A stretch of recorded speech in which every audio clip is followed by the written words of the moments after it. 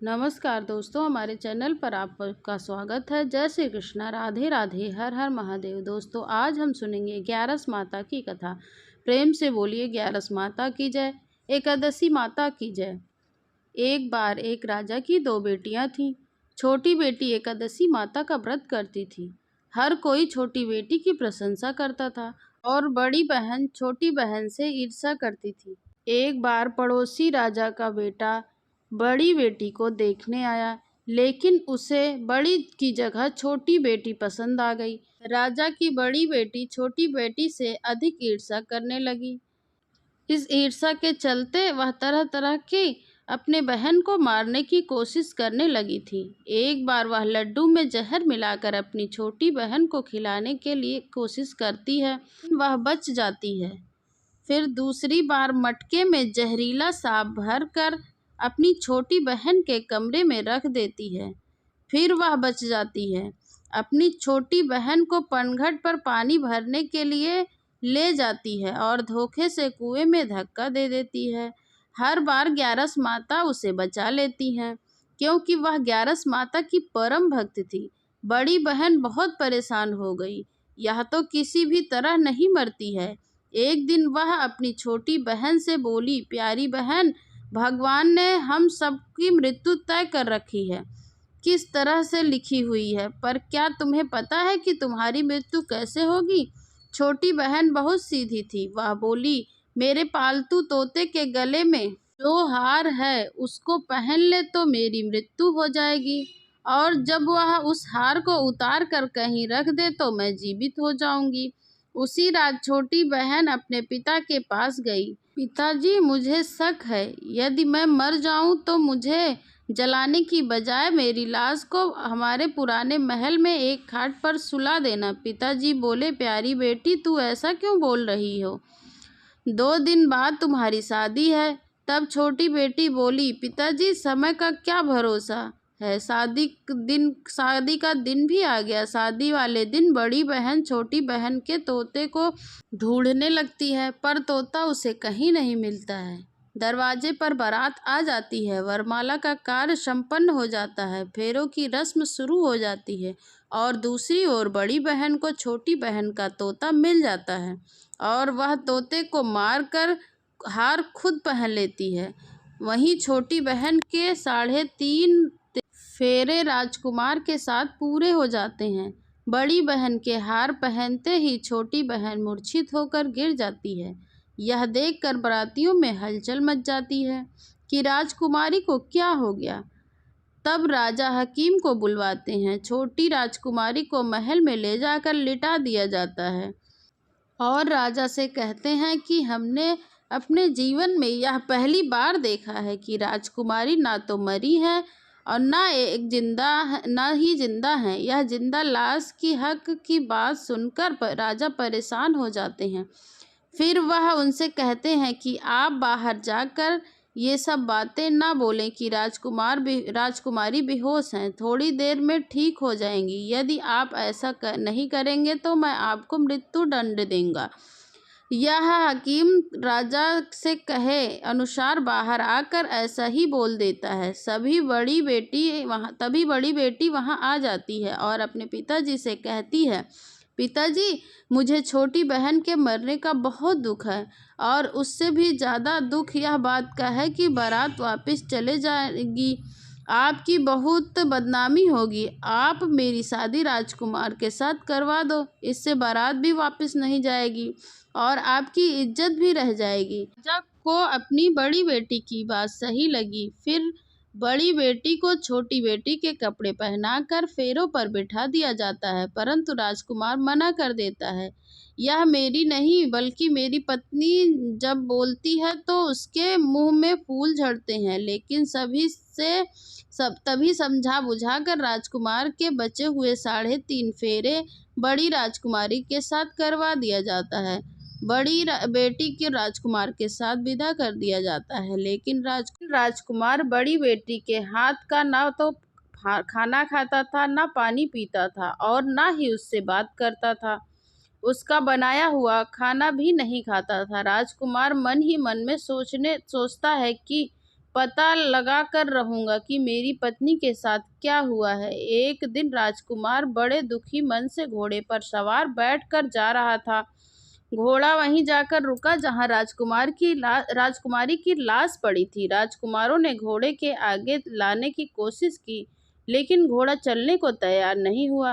राजकुमार सोचने लगा, घोड़ा आखिर आगे क्यों नहीं चल रहा है? यह क्या हो गया? क्या कोई तो जरूर बात है।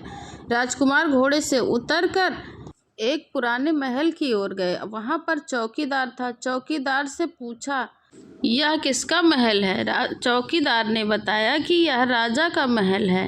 राजकुमार ने सोचा कि यह तो उनके ससुर जी का महल है। वहीं खाट पर उन्होंने किसी को सोते हुए देखा। चौकीदार से पूछा कि यह कौन है?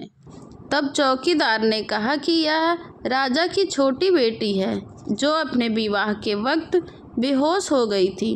तब राजकुमार बोले, यह तो मेरी पत्नी है, जिसके साथ मैंने 3.5 फेरे लिए थे। तब राजकुमार सिद्धार्थ ने कहा, यहाँ मेरे आने के बारे में तुम्हें किसी को बताना नहीं। मैं तुम्हें बहुत सा धन दूंगा। चौकीदार मान गया। राजकुमार खाट के पास गए और बचे हुए 3.5 फेरे उन्होंने खाट के साथ लिए और पूरा दिन रानी की साथ रहा। रात हुई, छोटी रानी जाग गई और उसने अपने पति को अपने पास देखा तो को देखकर वह रोने लगी। राजकुमार ने पूछा, तो विवाह के दिन क्या हो गया था? तुम्हारे पिता तुम्हारी बड़ी बहन को मेरे साथ ब्याह कर दिया, परंतु मैंने तुम्हारी बहन को स्वीकार नहीं किया। मुझे पूरी बात बताओ, कैसे हो, क्या हो गया? तुम इस समय जीवित हो गई हो, इसके पीछे क्या राज है? तब छोटी बेटी ने अपने बड़े पति को तोते और हार वाली बात बताई और यह भी बताया कि मैंने अपनी बड़ी बहन को तोते के गले में पड़े हुए हार को बारे में बताया था। मेरी बहन मुझसे बहुत ईर्ष्या करती थी। उसने कई बार मुझे मारने की कोशिश भी की थी, पर ग्यारस माता ने मुझे बचा लिया था। मेरे पालतू तोते के गले में हार था, वह मेरी बहन दिन में पहन लेती है और रात को उतार देती है, इसलिए मैं सारा दिन मूर्छित रहती हूँ और रात में जीवित हो जाती हूँ। यदि वह हार मुझे वापस मिल जाए तो मैं हमेशा के लिए जीवित हो जाऊंगी। यह सब सुनकर राजकुमार बहुत हैरान हुआ। बोला, कोई भी ऐसा कर सकता है क्या? यह सब सुनने के बाद राजकुमार पूरा दिन वहीं रहने लगा। बड़ी रानी दासियों को पता लगाना चाहती थी कि आजकल राजकुमार दिन रात कहाँ रहते हैं, परंतु किसी ने कुछ पता नहीं चला। उधर छोटी रानी गर्भवती हो गई।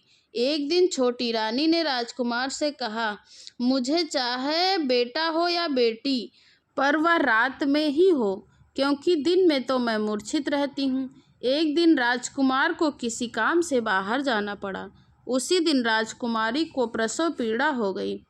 उसने ग्यारस माता को याद किया। तब स्वयं ग्यारस माता ने आकर उसका प्रसव किया। राजकुमारी ने एक सुंदर पुत्र को जन्म दिया। अभी वहां पर राजकुमार आ गए। राजकुमार ने भी ग्यारस माता के दर्शन किए। ग्यारस माता बोली, हे राजकुमार, यह मेरी परम भक्त है, तुम इसका सदैव ख्याल रखना और जब तुम्हारा पुत्र 5 वर्ष का हो जाए तो इसका हार इसे लाकर पहना देना। देखते ही देखते राजकुमार का बच्चा 5 वर्ष का हो गया। एक दिन राजकुमार को किसी काम से शहर जाना हुआ था। जाते हुए उसने अपने पुत्र से कहा, हे बेटा, तुम अपनी माँ के खाट के पास ही रहना, मैं जल्दी काम निपटा कर आ जाऊंगा। बड़ी रानी के साथियों ने राजकुमार को पुराने महल से निकलते हुए देख लिया और फिर बच्चे को उसको वहां से उठवा लिया और बच्चे के 2 टुकड़े कर दिए। एक टुकड़ा उसने चकली के नीचे, दूसरा टुकड़ा उसके अपने पलंग के नीचे रख लिया। छोटी रानी जब अपने बच्चे को अपने पास नहीं देखती है तो वह ग्यारस माता को याद करती है। ग्यारस माता अब भिखारन का रूप बना करके बड़ी बहन के यहाँ चली जाती हैं। तब बड़ी रानी अपने दासियों को भिक्षा देने के लिए भेज देती है। तब ग्यारस माता कहती हैं, नहीं, मैं तो तुमसे भिक्षा नहीं लूँगी, तुम्हारी रानी के हाथ ही भिक्षा लूँगी। जब दासियाँ रानी को यह बात बताती हैं तो इधर ग्यारस माता बिल्ली के रूप में घर के अंदर आ जाती हैं। टुकड़ों को जोड़कर उसमें प्राण का संचार कर देती हैं। फिर वह लेकर पुराने महल में चली जाती हैं। छोटी रानी अपने पुत्र को देखकर बहुत खुश हो जाती है। फिर राजकुमार अपने बच्चे को लेकर के अपने महल में जाते हैं और बड़ी रानी से कहते हैं कि हे रानी, यह बच्चा मेरे दूर के रिश्तेदार की बहन का बच्चा है। इसकी खूब सेवा करना और इसे खूब प्यार करना, तो शायद मेरा दिल तुम पर आ जाए। यह सोचकर रानी बच्चे की खूब सेवा करती है और खूब प्यार करती है। एक दिन राजकुमार अपने बच्चे से कहते हैं कि जो मामी के गले में हार है, तुम उसको प्यार से मांग लो और वह हार तुम्हारी माँ का है। वह हार तुम्हारी माँ को देता हूँ, परंतु यह सब बातें अपनी अम्मी को मत बताना। फिर वह बच्चा अपनी मामी के पास जाता है और बोलता है, मामी मामी मुझे अपना हार दे दो। 21 बार तो बड़ी रानी मना कर देती है, पर उसे याद आता है कि राजकुमार ने कहा था यदि तुम इस बच्चे का ध्यान रखोगी तो मैं शायद तुम्हारे दिल को अपना लूं और तुम्हें भी अपना लूं। इतना सोचकर वह रानी हार बच्चे को दे देती है और वह हार लेकर अपने पिता को दे देता है। तब राजकुमार कहते हैं, रानी हम तुम्हारे हाथ का बना हुआ खाना खाएंगे, हम थोड़ी देर में आते हैं, इतने में तुम खाना तैयार करो। यह सुनकर बड़ी रानी बहुत खुश हो जाती है। राजकुमार हार को लेकर छोटी रानी के पास जाते हैं, उसको वह हार पहना देते हैं। तभी रानी जीवित हो जाती हैं। तब राजकुमार छोटी रानी और अपने बच्चे को साथ लेकर महल पहुंचते हैं और बड़ी रानी को अपने ससुर के यहाँ छोड़ने जाते हैं और उन्हें सारी बात बताते हैं। यह सब जानकर उनके ससुर बहुत दुखी होते हैं और राजकुमार से क्षमा मांगते हैं। ग्यारस माता की कृपा से भारी रानी को कष्ट सहना पड़ा था, वह कष्ट सब मिट जाता है। ग्यारस माता की कृपा से राजकुमार और रानी अपने बच्चे के साथ सुखी जीवन बिताने लगते हैं। बोलिए ग्यारस माता की जय।